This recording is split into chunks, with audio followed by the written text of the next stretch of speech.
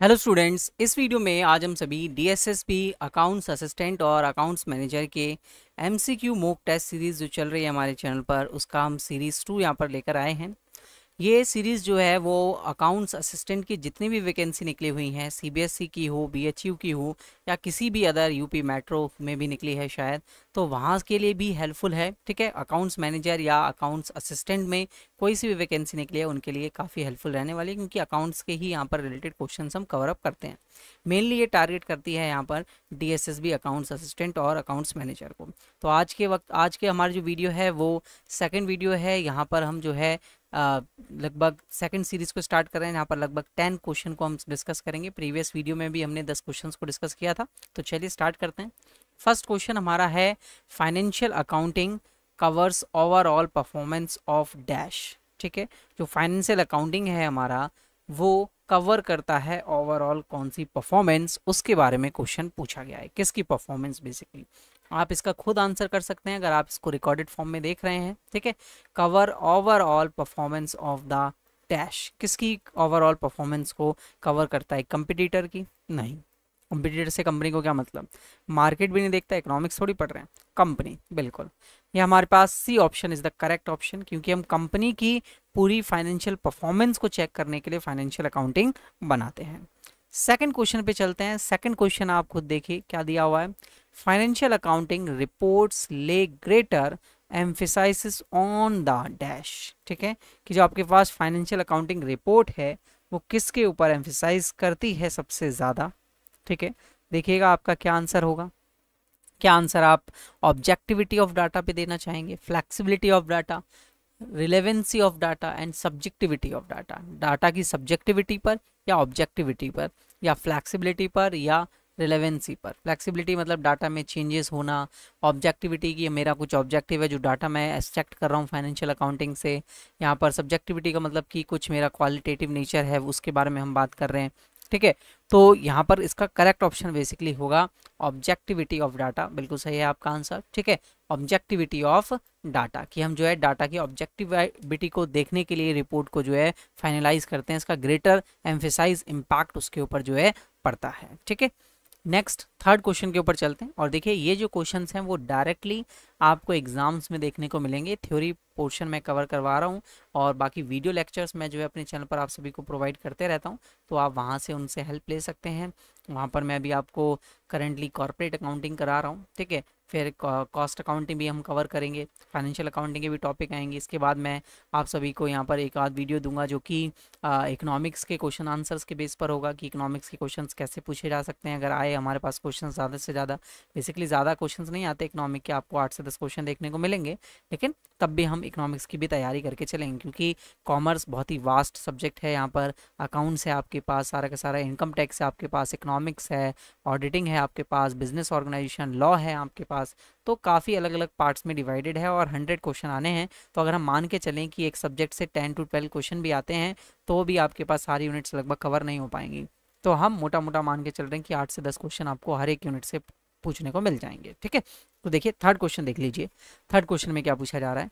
तो अगर हम थर्ड क्वेश्चन देखें तो बात कर रहा है, presentation of financial accounting report is mandatory under the provision of section 209 first and 210 1 and 2016-17 of।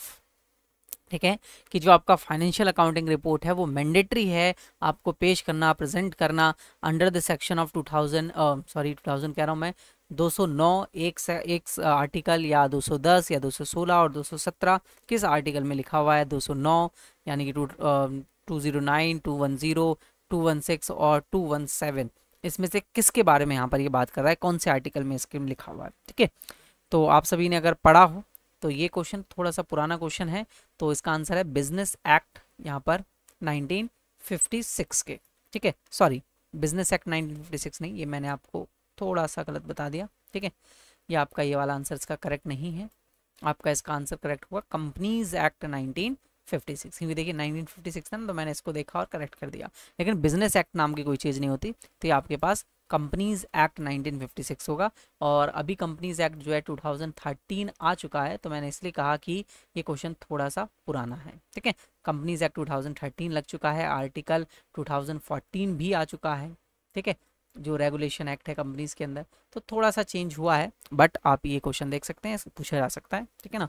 Next हम बात करते हैं फोर्थ क्वेश्चन के ऊपर, जो कि बोल रहा है सेलेक्ट द करेक्ट आंसर। इसमें से क्या करेक्ट आंसर होगा, कौन सी स्टेटमेंट बेसिकली करेक्ट है। अगर हम यहाँ पर, आप खुद देखिए, इसका आंसर खुद फाइंड आउट करने की कोशिश कीजिए सबसे पहले, फिर हम डिस्कस करते हैं। तो मैं आपको डिस्कस करके बताता हूँ कि ये वाला आंसर है, तो आप खुद गैस कीजिएगा कि financial accounting reports generally govern accepted by accounting principles. जो अकाउंटिंग फाइनेंशियल रिपोर्ट्स बनाई जाती है, एक्सेप्ट करी जाती है, अकाउंटिंग प्रिंसिपल्स को एक्सेप्ट करती है, नहीं, अकाउंटिंग प्रिंसिपल नहीं, अकाउंटिंग स्टैंडर्ड्स होते हैं। तो यहाँ पर ये स्टेटमेंट वैसे भी गलत हो गई। ठीक है ना।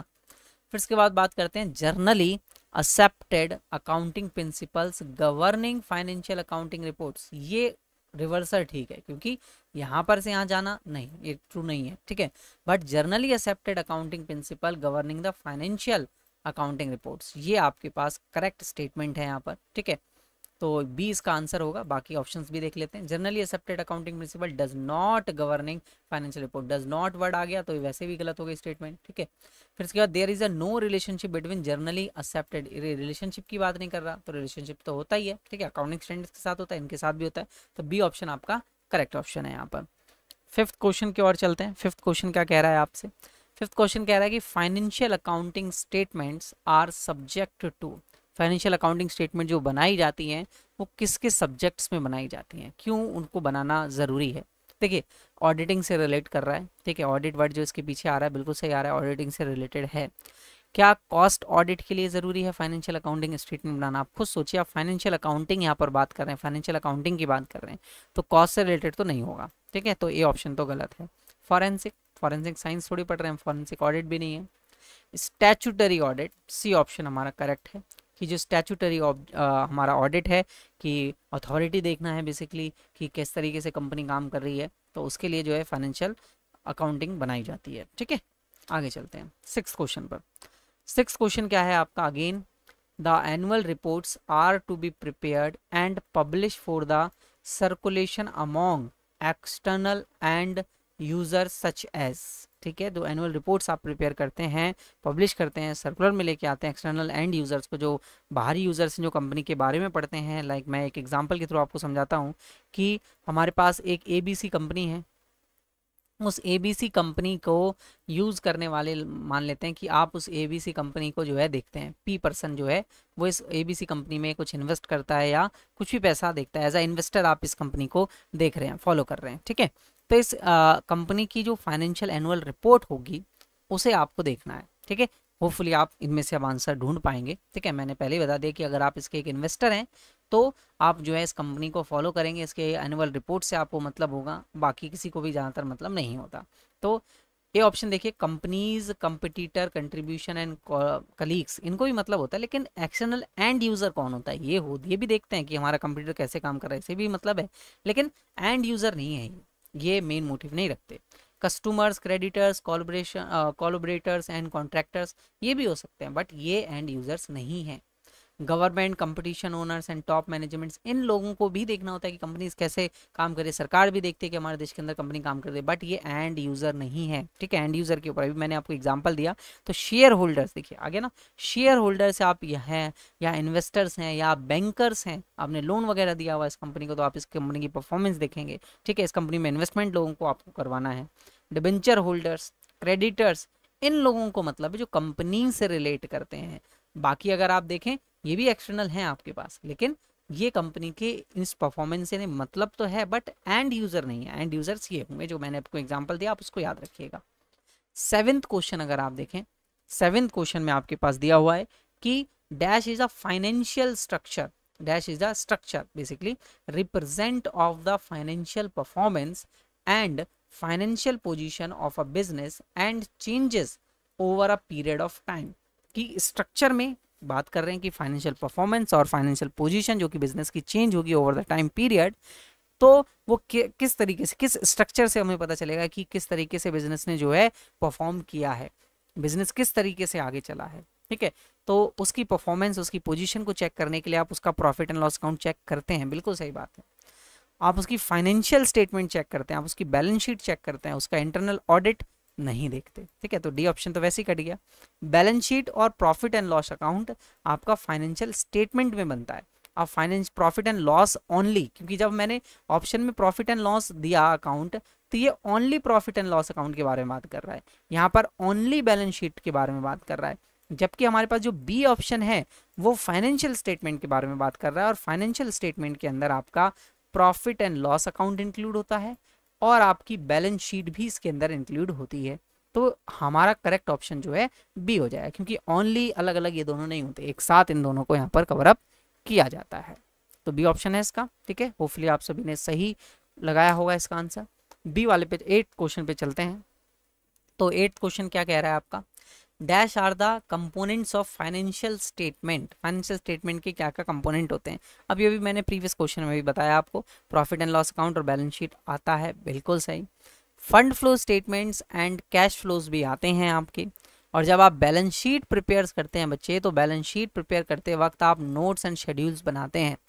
तो ये तीनों के तीनों चीज़ें जो हैं फाइनेंशियल स्टेटमेंट के कंपोनेंट्स हैं। तो आपका D option all of the above जो है करेक्ट हो जाएगा। 9th क्वेश्चन पे चलते हैं। Dash explain the financial position of the reporting entity at the end of the accounting period. Accounting period के एंड होते वक्त आपकी फाइनेंशियल पोजीशन क्या बताता है, कौन सी चीज़ बताती है, अभी अभी हमने डिस्कस किया था। ठीक है, तो फाइनेंशियल पोजीशन हमेशा बैलेंस शीट आपकी बताएगी, इनकम स्टेटमेंट आपका प्रॉफिट एंड लॉस बताएगा, लेजर्स में आपकी और डिटेल एंट्री होंगी, नोट्स और शेड्यूल के अंदर भी डिटेल एंट्री होंगी, लेकिन फाइनेंशियल पोजीशन आपकी बैलेंस शीट देखकर ही पता चलेगी। क्लियर है। 10th क्वेश्चन देखते हैं। 10th क्वेश्चन है आपका यहाँ पर कि डैश इज हेल्प, इसमें से कौन सा हेल्प करता है to find out the profit made और loss sustain in a particular accounting period through the transaction and events. इसमें से कौन सा है आपका जो प्रॉफिट एंड लॉस को जो है वो बेसिकली देखता है। तो प्रॉफिट एंड लॉस की बात आ गई, तो आपका प्रॉफिट एंड लॉस अकाउंट यहाँ पर सीधा सीधा इसका आंसर हो गया, तो बी इसका आंसर हो गया। ठीक है, क्लियर है। तो होपफुली आपको ये 10th क्वेश्चन बहुत अच्छे से समझ में आए होंगे, और मैं आशा करता हूँ आपको ये क्वेश्चंस पहले से आते हैं, पहले से आपको समझ में आते हैं कि ये क्वेश्चंस किस तरीके से सॉल्व करना है। अगर नहीं आते तो आपको ये वीडियो हेल्प करा होगा। अगर आपको इसी तरीके के और लेक्चर्स चाहिए तो आप मुझे सब्सक्राइब कर सकते हैं, और बाकी मेरे चैनल पर आप सभी को क्लासेस भी मिल रही हैं डीएसएसबी अकाउंट्स असिस्टेंट और अकाउंट्स मैनेजर की। और किसी भी पोस्ट के लिए, मतलब कहीं पर भी आपने अकाउंट्स असिस्टेंट अकाउंट्स मैनेजर के लिए अप्लाई किया हुआ है, सीबीएसई में जो वैकेंसी निकली हुई है वहाँ भी आपने अप्लाई किया हुआ है, वो ये वीडियोस आपके लिए हेल्पफुल हैं, आप देख सकते हैं इसके लिए। ठीक है, तो और बाकी क्लासेस में जो आपको प्रोवाइड कर रहा हूँ, एक पूरी प्लेलिस्ट मैंने बनाई हुई है, वहाँ पर सारे के सारे वीडियोस अपलोड हो जाएंगे। क्लासेस शेड्यूल मैंने डाला हुआ है कि कौन कौन से वीडियो किस दिन आएगा। जैसे आज थर्सडे था, तो आज हमारा जो है बेसिकली आपका ये वाला वीडियो आएगा, थर्सडे को अभी आ गया होगा। अब ये जो नेक्स्ट वीडियो आपके पास आएगा, ये जो मैं आज रिकॉर्ड कर रहा हूँ, ये आपके पास जो है सैटरडे को वीडियो आएगा। ठीक है, तो इस तरीके से जो आपके पास शेड्यूल बना हुआ है, सैटरडे को हमने जो है आज ये पढ़ लिया है। ठीक है, फिर इसके बाद मंडे को फिर दोबारा हमारे पास जो क्लास आएगी, वो क्लास लेक्चर होगा एक, वेडनेसडे को हमारे पास एक लेक्चर होगा, फ्राइडे को हमारे पास एक लेक्चर होगा। तो MWF में आप सभी जो है यहाँ पर लेक्चर देख सकते हैं। ठीक है, और ये लेक्चर जो है आपका सुबह 8 बजे जो है अपलोड कर दिए जाते हैं। ठीक है, फिर इसके बाद अगर आपको MCQ प्रैक्टिस करनी है, तो MCQ प्रैक्टिस करने के लिए मैं जो है इनको TTS में लेके आता हूँ, और TTS में इसका टाइमिंग जो रहता है आपका वो 12 बजे का रहता है। ठीक है, शाम को 12 और दोपहर में 12 बजे। क्लियर है। तो ये टाइमिंग्स हैं, इन टाइमिंग के अकॉर्डिंग आप जो है ज्वाइन करिएगा हमारे चैनल को, और इस टाइम पे आकर लेक्चर्स देख सकते हैं आप सभी। Thank you for watching this video. बाकी नेक्स्ट वीडियोज़ में हम मिलते हैं।